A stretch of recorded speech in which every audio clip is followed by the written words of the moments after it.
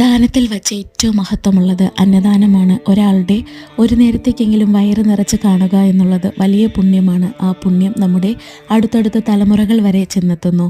എന്നെക്കൊണ്ടാവുന്നത് പോലെ ഈ വക കാര്യങ്ങളിൽ ഞാൻ ശ്രദ്ധിക്കാറുണ്ട്. ഇനിയും ഇത് കൂടുതൽ കൂടുതൽ ചെയ്യണം എന്ന് തന്നെയാണ് ആഗ്രഹം.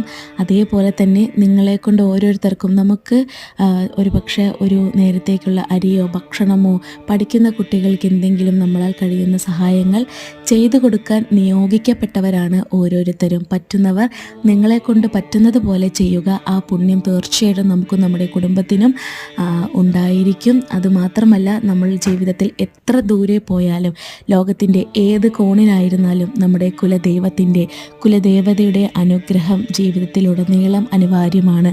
എങ്കിൽ മാത്രമേ നമുക്ക് ജീവിതത്തിൽ അടുത്തടുത്ത ഘട്ടങ്ങളിലേക്ക് പോകാൻ സാധിക്കുള്ളൂ. മാസത്തിൽ ഒരു തവണ ഞങ്ങളുടെ കുലദൈവത്തിൻ്റെ ക്ഷേത്രത്തിൽ ദർശനം നടത്താറുണ്ട്.